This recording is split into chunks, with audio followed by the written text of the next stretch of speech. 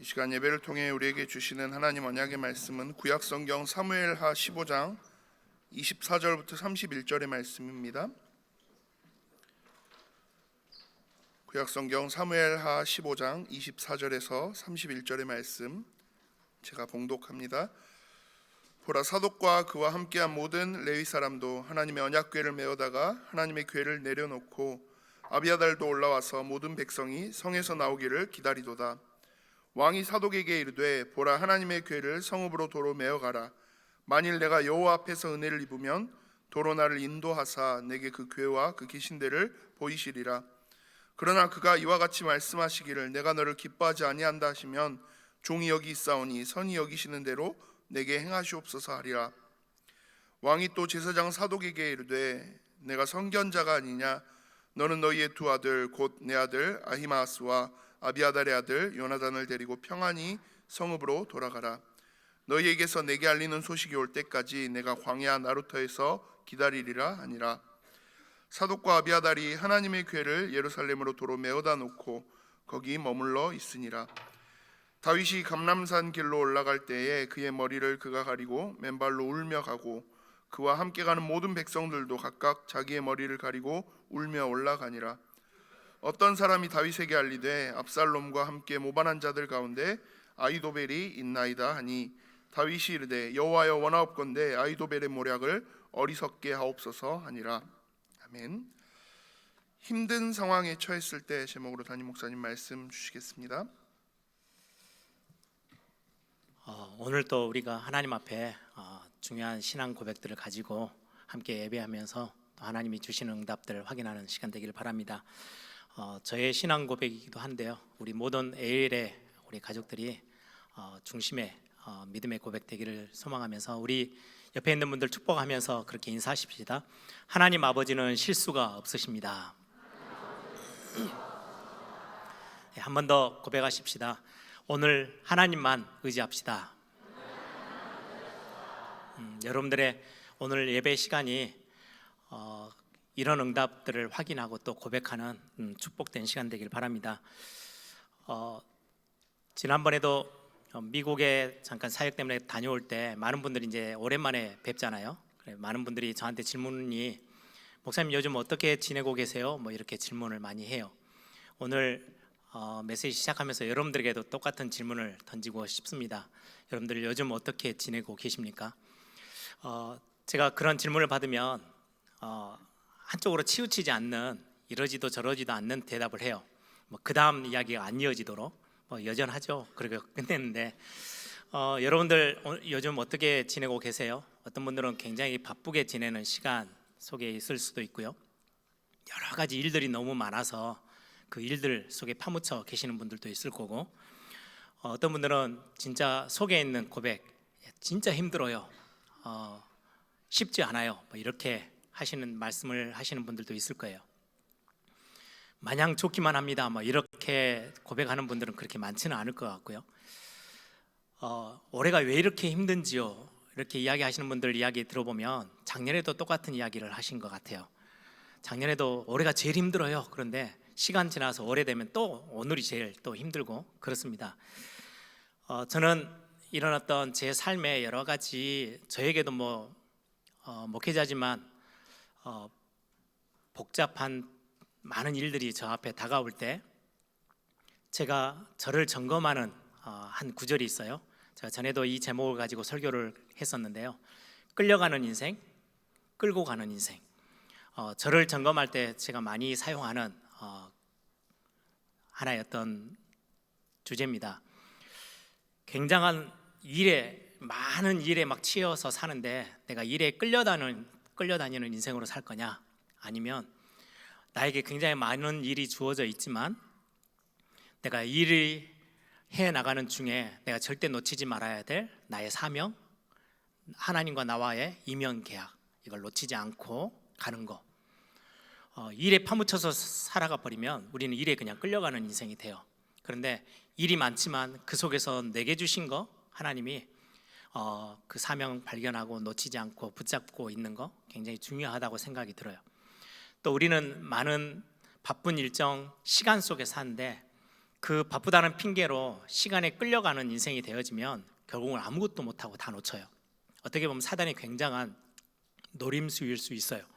바쁘다라는 핑계로 진짜 중요한 걸 다 놓치고 사는 인생이 돼버리는 거죠.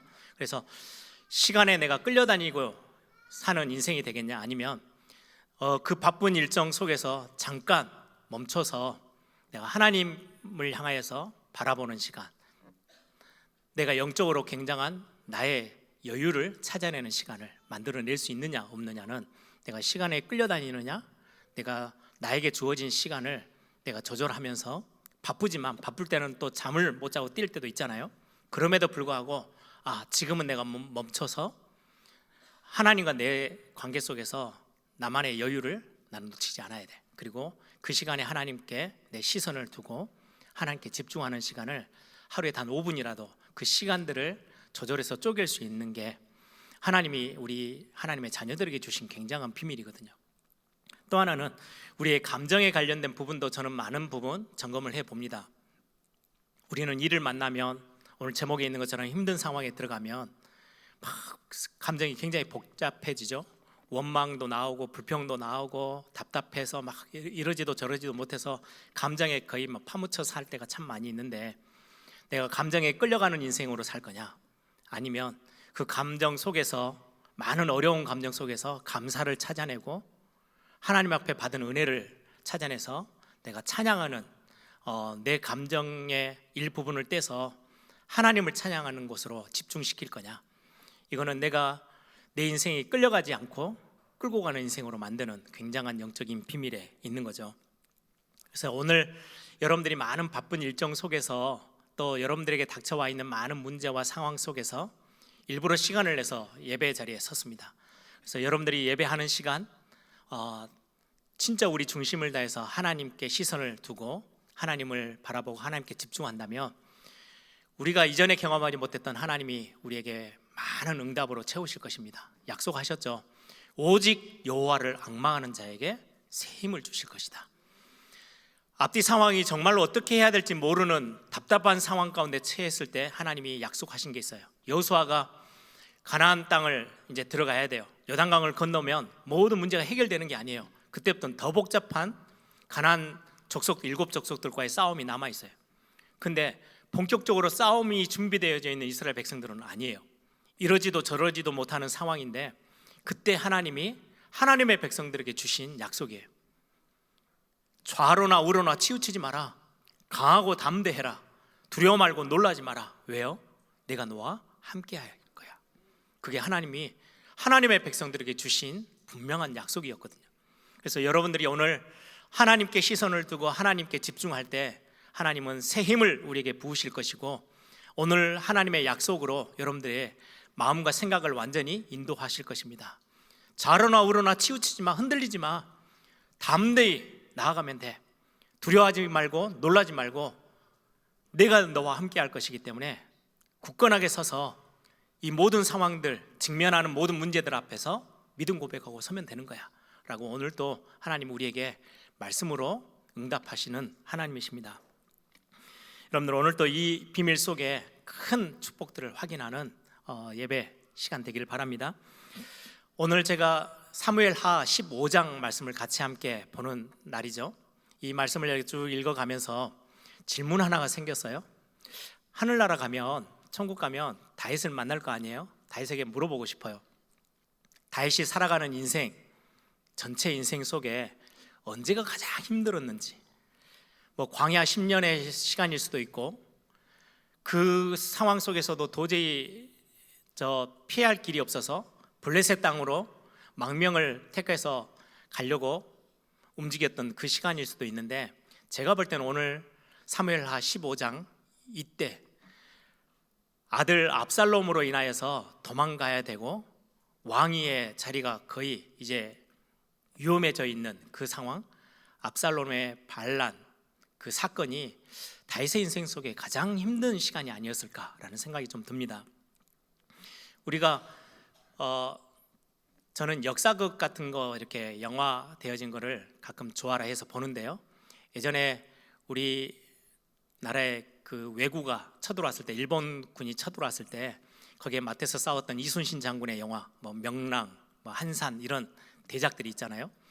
그 영화를 보다 보면 그 바다 위에서 싸우는데 소수의 배를 가지고 그 어마어마한 대군과 싸우는데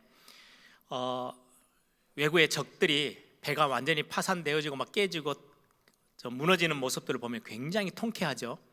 그런 전쟁에서는 의로운 싸움을 싸우는 전쟁이기 때문에 적들을 물리쳤을 때는 굉장히 통쾌해요.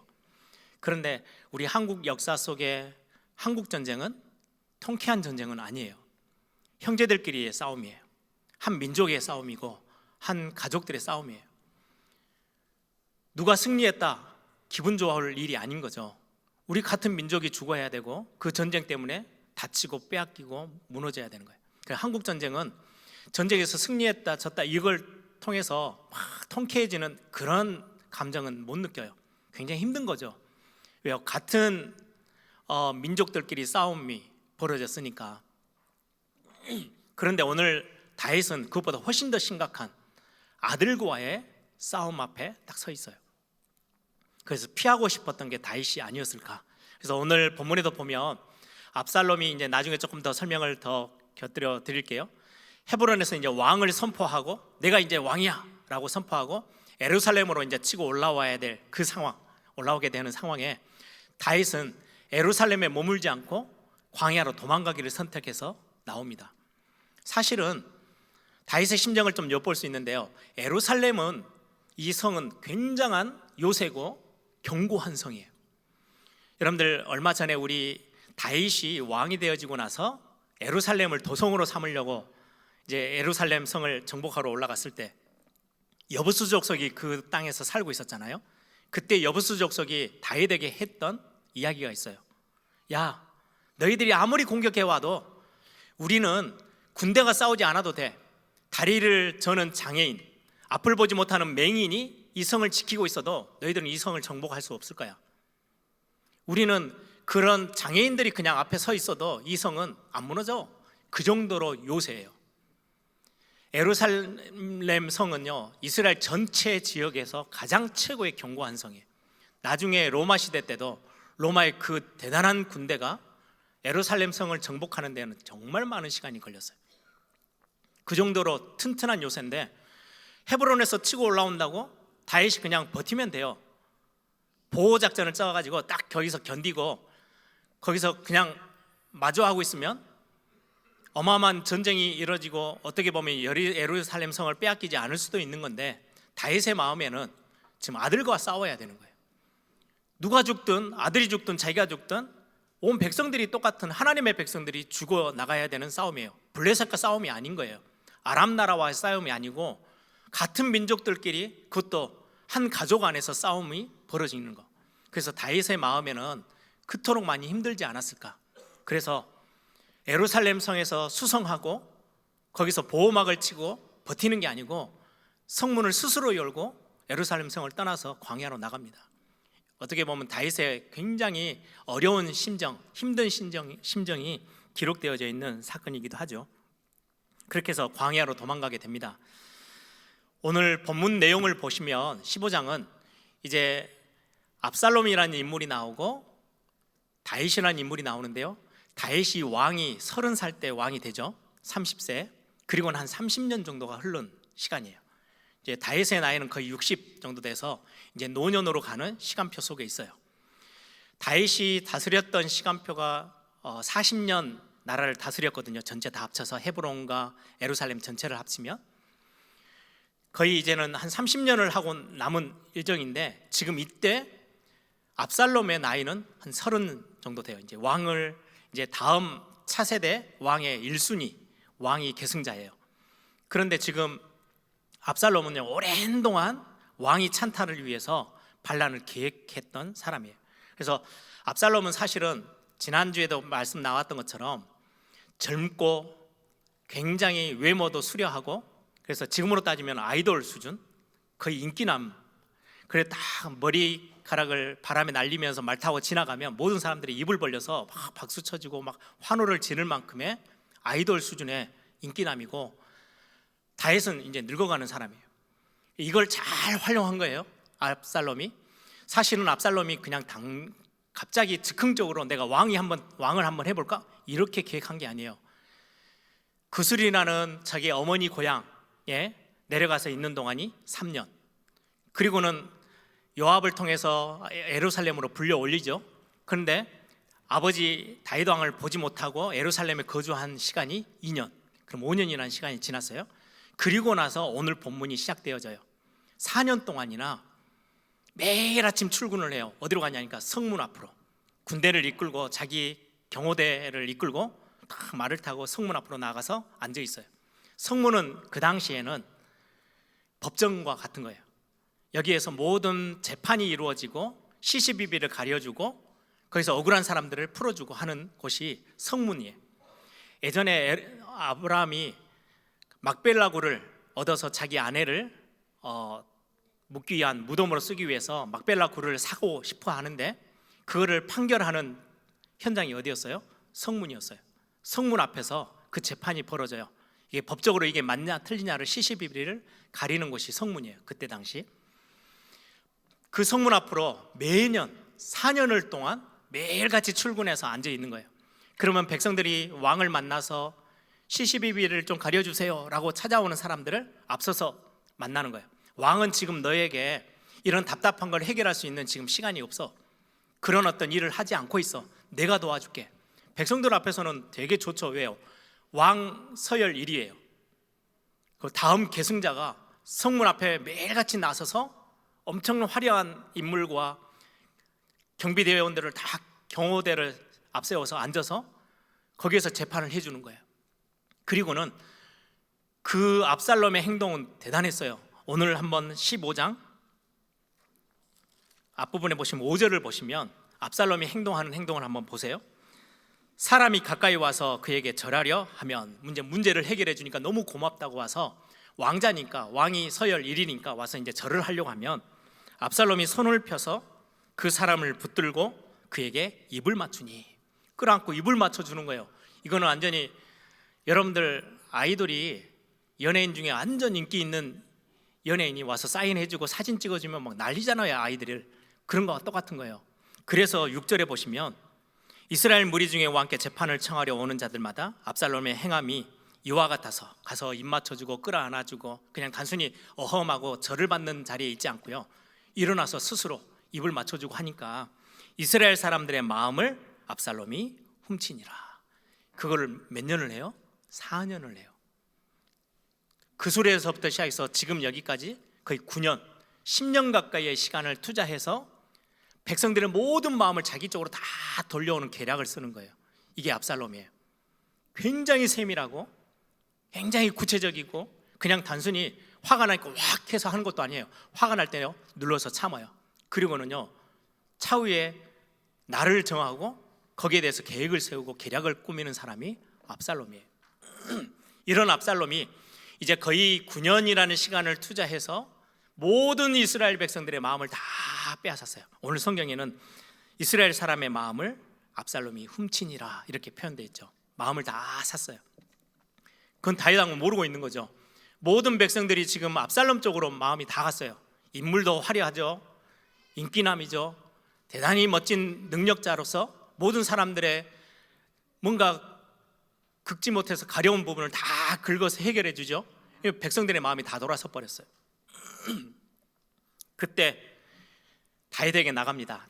야, 이제는 디데이다, 때가 됐다라고 생각됐겠죠. 백성들의 마음이 거의 자기에게 다 온 걸 확인하고 왕 앞에 나가서 하나 부탁을 합니다. 거짓말을 하는 거죠. 내가 그술로 도망가 있을 때, 형 암논을 죽이고 도망가 있는 그때 내가 하나님 앞에 약속한 게 하나 있습니다. 내가 헤브론에 가서 하나님께 예배하고 기도하는 시간을 꼭 갖겠다고. 근데 지금인 것 같아서 제가 헤브론을 가는 걸 허락해 주십시오. 다윗이 그냥 쉽게 허락해 줘요. 헤브론은 다윗이 처음으로 유다 지파의 왕으로 딱 등극해서 내가 이제 왕이 됐다라는 걸 선포했던 자리이기도 하고 압살롬의 고향이기도 해요. 압살롬이 거기서 태어났죠. 솔로몬은 예루살렘에서 태어났다면 압살롬은 헤브론에 있을 때 태어났어요. 그래 거기 곳을 가는 거예요. 헤브론 사람들 입장에서는 왕의 도성이었다가 갑자기 아무 힘없는 그냥 헤브론이 된 거죠. 예루살렘이 도성으로 바뀌어버리고, 그런데 왕 서열 1위가 와가지고 그곳에서 내가 이제는 이스라엘 나라의 왕이다 라고 선포를 하는 거예요. 그것도 그냥 혼자 와서 하는 게 아니고요, 수많은 백성들이 동조해서 헤브론에서 왕을 선언하는 거예요. 이런 상황이 딱 되어지니까 갑자기 다윗에게는 위기가 찾아왔어요.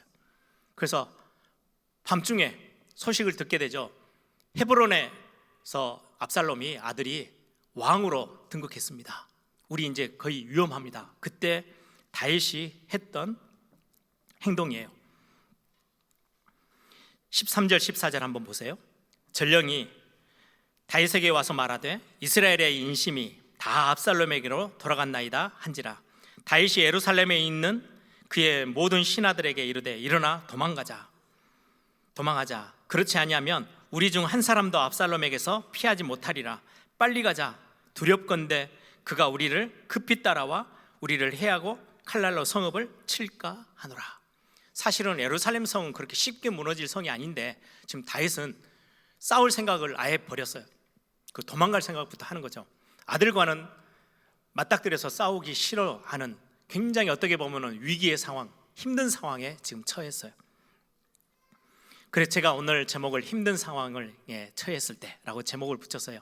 다윗은 이러지도 못하고 저러지도 못하는 아들과의 싸움은 피해야 되겠고, 싸움하겠다고 예루살렘 성을 보호망으로 삼으며 수많은 백성들은 거기서 피를 흘리며 많은 시간 동안 서로 육탄전을 혈육전을 벌여야 되는 상황이다 보니까 다윗은 피해서 도망가기를 결정하고, 빨리 가자, 도망가자, 우리가 너무너무 두렵건데 압살롬의 그 칼날을 피할 사람이 아무도 없을 수도 있다, 가자 라고 해서 도망을 갑니다. 이게 지금 다윗이 처한 상황이에요. 여기에 하나의 더 소문이 하나 더 들어왔어요. 아이도벨이라는 다윗 옆에서 항상 최고의 전략가, 모사로 있었던 아이도벨까지 압살롬에게 넘어갔다고 합니다. 이거는요 굉장히 중요한 사건이에요. 아이도벨이 압살롬에게 붙었다? 아이도벨이라는 사람은요 굉장한 사람이어서 백성들이 생각할 때 이 아이도벨을 어떻게 생각하고 있느냐, 성경을 한번 볼까요? 우리 바로 다음 장에 있는 16장 23절. 다윗이 어느 정도로 위기의 상황에 딱 처했냐니까요. 16장 23절 보시면 그때의 아이도벨이 베푸는 계략은 사람이 하나님께 물어서 받은 말씀과 같은 것이라. 아이도벨이 아이디어를 내요. 왕이여, 이때 이 전쟁에서는 이렇게 해야 됩니다, 이 사건에서는 이렇게 행동하셔야 됩니다 라고 계략을 딱 짜는 거가, 하나님 앞에 선지자 앞에 나아가서 다윗이 백성들이 기도해요. 그러면 하나님이 이렇게 선택해서 이 길로 가야 돼, 그 말과 아이도벨의 계략이 같아요. 그러면 어떻게 되는 거예요?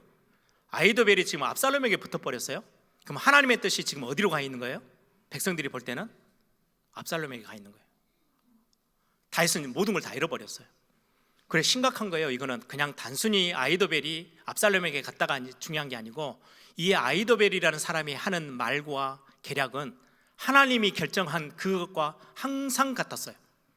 그러다 보니까 사람들은 아이도벨이 압살롬에게로, 그러면 다윗은 끝났네, 하나님도 버렸네, 하나님이 압살롬을 선택하신 거네 라고 돼버리는 상황이 벌어진 거예요. 이때 이제 다윗이 어떻게 행동했는지를 우리는 오늘 말씀을 통해서 확인해 보려고 합니다. 사실은 전에도 말씀드렸지만 아이도벨은 다윗의 가장 가까이에서 모사로 있었지만 밧세바의 할아버지예요. 밧세바는 아이도벨의 손녀딸이에요. 그래서 그 밧세바와 다윗 사이에 일어났던 그 일이 어떻게 보면 많은 학자들은 이야기를 해요. 아이도벨이 압살롬에게 붙었던 이유의 근거가 됐을 거라고. 아무튼 지금 이런 상황 속에 지금 처해 있어요. 일어나라, 도망가자, 빨리 가자. 그리고 거의 밤중에 신하들을 깨워서 도망가는데요, 따라오는 사람들은, 이스라엘 백성들은 별로 없어요. 측근에 있는 신하들과, 오늘 본문에 보시면 18절 보시면은요, 그의 모든 신하들이 그의 곁에 지나가고 모든 그렛 사람, 모든 블렛 사람, 그리고 왕을 따라 가드에서 온 모든 가드 사람 600명이 왕 앞으로 행진하니라. 그렛 사람, 블렛 사람, 가드 사람 다 이방인들이죠. 지금 다윗 옆에 있는 사람들은 이방인들밖에 없어요. 그 정도로 모든 백성들이 다 배신하고 아들 압살롬도 배신하고 아이도벨도 배신해서 자기에게 지금 뭔가 힘이 되어질 만한 조건이 단 하나도 없이 몇몇 이방인들과 함께 지금 도망을 가는 모습이에요. 30절을 보시면 다윗이 얼마나 다급하고 그때 상황들이 느껴지는 구절이 30절인데요. 30절 한번 볼까요? 다윗이 감난산 길로 올라갈 때에 이제 예루살렘 성에서 빠져나와서 이제 바로 옆에 있는 감난산 쪽을 지나서 이제 광야로 도망가는 거죠. 감난산 길로 올라갈 때에 그의 머리를 그가 가리고 맨발로 울며 가고 그와 함께 가는 모든 백성들도 각각 자기의 머리를 가리고 울며 올라가니라. 어떤 표현이에요? 하나님 앞에서 정말 큰 범죄 가운데 쌓였을 때 회개하는 모습이기도 하고요, 탄식하며 슬퍼하는 모습이기도 해요.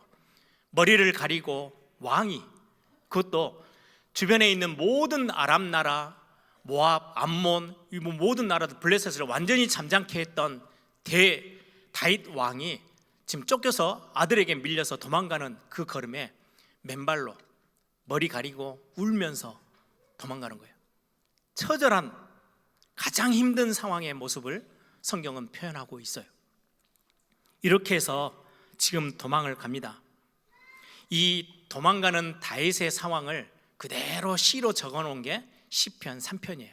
제가 시편 3편 1, 2절을 한번 읽어드릴게요. 시편 3편에 보면 제목이 뭐라고 되어 있냐니까 다윗이 그의 아들 압살롬을 피할 때에 지은 시.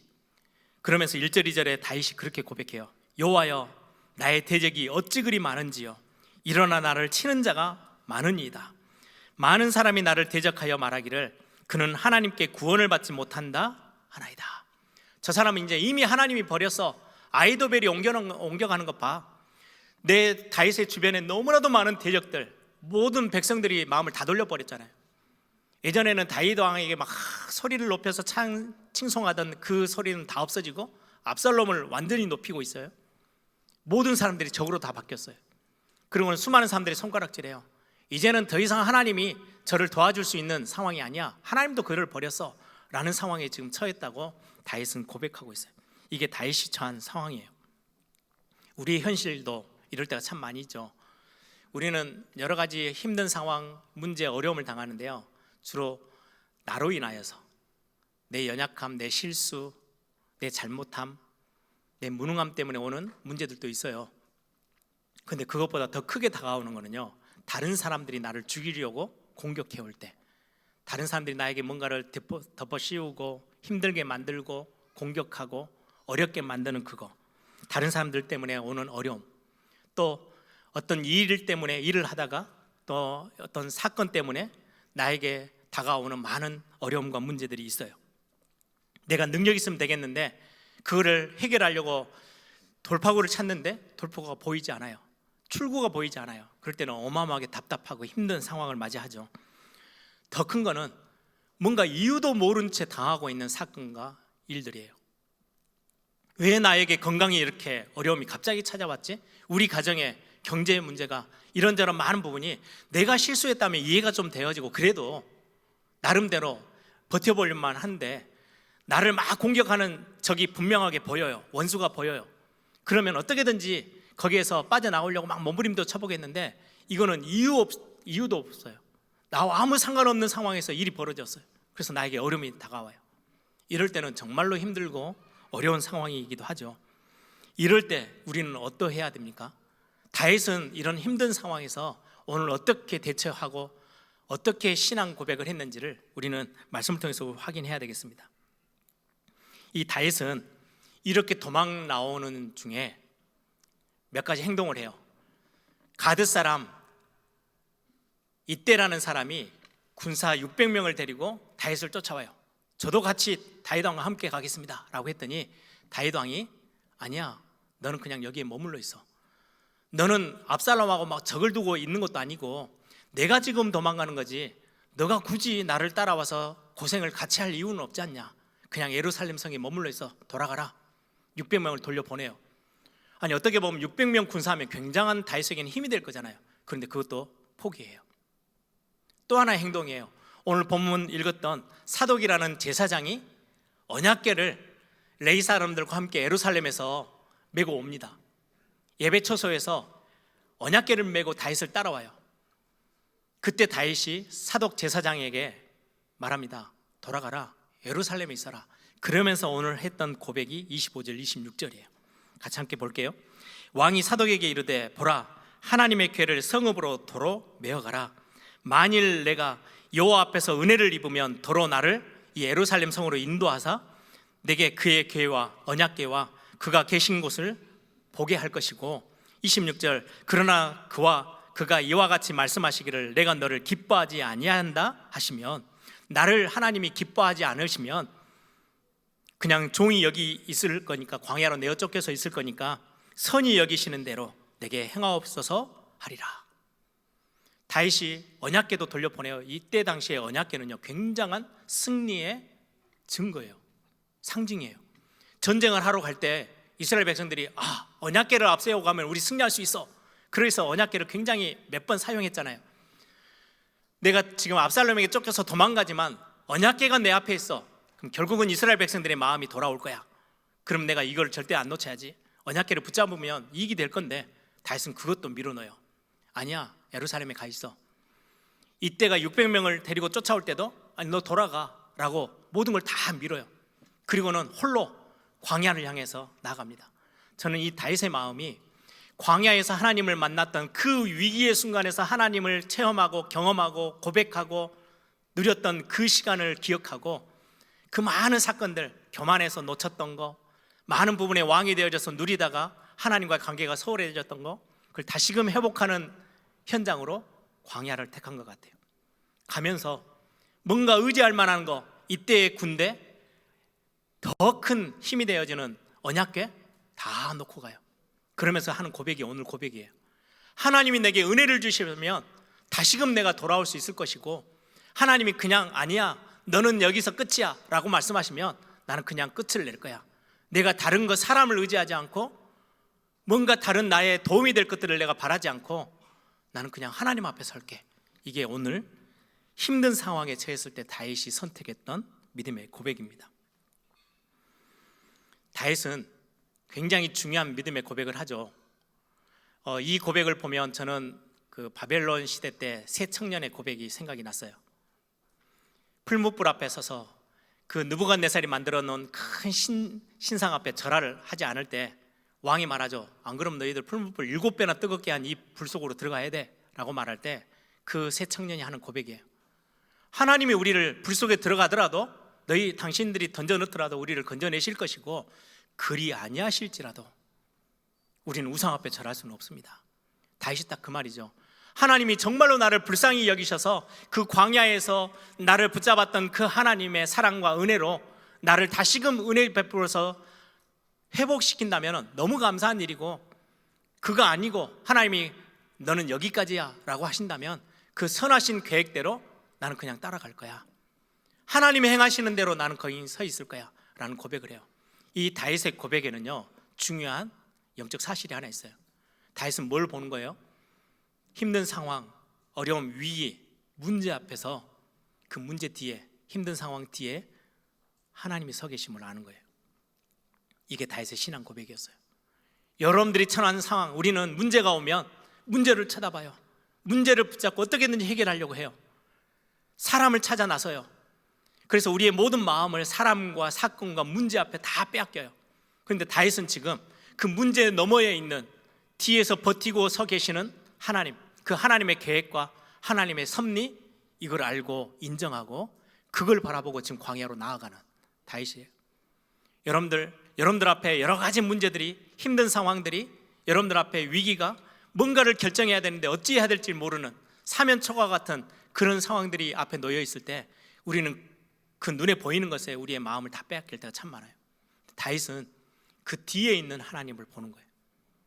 문제 너머에서 이 문제를 통해서 하나님의 행하실 계획, 그 속에 담겨져 있는, 문제 속에 담겨져 있는 하나님의 섭리하심, 하나님의 선하심, 하나님의 언약이 얼마나 신실하게 내게 역사하실지 그를 기대하고 그를 바라보는 다윗의 신앙 고백이에요.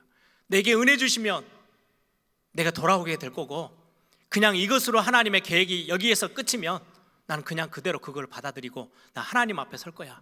이게 다윗의 신앙 고백이었어요. 예전에 미국의 남북 전쟁이 일어날 때 아브라함 링컨이 그런 기도의 제목을 나눴던 일화가 굉장히 유명하죠. 남쪽도 북쪽도 이제 군대가 이제 싸워요. 남북 전쟁을 해요. 서로 다 청교도 후예들이다 보니까 신앙에 아주 신실한 믿음의 사람들이 기도합니다. 남군에 속해 있는 신실한 분들이 하나님 앞에 기도해요. 하나님이 우리 편에 주셔서 우리를 도우셔서 승리케 하옵소서. 북쪽 군대도 똑같은 이야기를 하는 거예요. 하나님 우리를 도우셔서 승리케 하옵소서. 양쪽에서 막 그렇게 기도하는 거예요. 그때 아브라함 링컨이 하는 고백이에요. 하나님이 우리 편에 서달라고 기도하지 말고 우리가 하나님 편에 서 있고 우리가 하나님 편에서 떠나지 않도록 하라고 기도해라. 그게 아브라함 링컨이 했던 신앙 고백이에요. 결국 하나님은 누구의 손을 들었어요? 아브라함 링컨의 손을 들었어요. 우리는 자꾸 문제가 생기면 하나님 내 편에 내가 계획했던 거, 내가 지금 바라는 거 이거 응답해 주세요. 이게 우리 수준의 기도라면 지금 다윗은 그걸 뛰어넘어요. 이 문제 뒤에 하나님의 굉장한 섭리가 있어. 하나님이 뭔가의 계획을 가지고 지금 나에게 이 문제를 허락하셨어. 그럼 하나님이 베푸시는 메시지가 뭘까? 하나님이 왜 나를 이 사면 초과의 현장으로 나를 여기까지 인도하셨을까? 거기에 하나님 앞에 시선을 두는 거예요. 내가 하나님 편에 서서 하나님이 나를 어떻게 인도하실지 나는 그게 궁금해요. 거기에 귀를 기울이고 있는 거. 여러분, 하나님의 선하신 계획, 거기에 인도받기를 원하는 다윗의 모습입니다. 그래서 시편 아까 3편을 읽어드렸죠. 2절까지는 자기의 상황을 고백했다면 3절부터는 신앙 고백들을 다윗이 합니다. 상황을 보면요, 압살롬을 피해서 지었던 시인데 3절에 보면 여호와여 주는 나의 방패시요 나의 영광이시요 나의 머리를 드시는 자시요 내가 나의 목소리로 여호와께 부르짖으니 그의 성산에서 응답하시는도다. 내가 누워 자고 깨었으니 여호와께서 나를 붙드심이로다. 하루하루가 지나가는데 하나님이 나를 생명을 유지하시고 붙잡아 주시니 내가 누워 자고 깰 수 있습니다 라는 고백이죠. 천만인이 나를 에워싸 진친다 하여도 나는 두려워하지 아니하리이다. 여호와여 일어나소서 나의 하나님이여 나를 구원하소서. 주께서 나의 모든 원수의 뺨을 치시며 악인의 이를 꺾으셨나이다. 구원은 여호와께 있사오니 주의 복을 주의 백성에게 내리소서. 이게 다윗의 신앙 고백의 하나님 앞에 드리는 중심이었어요. 문제 뒤에 하나님이 계시는 걸 알고 있는 거예요. 내 힘든 상황, 이걸 하나님이 왜 나에게 이렇게 이 힘든 상황 속에 나를 집어넣었지?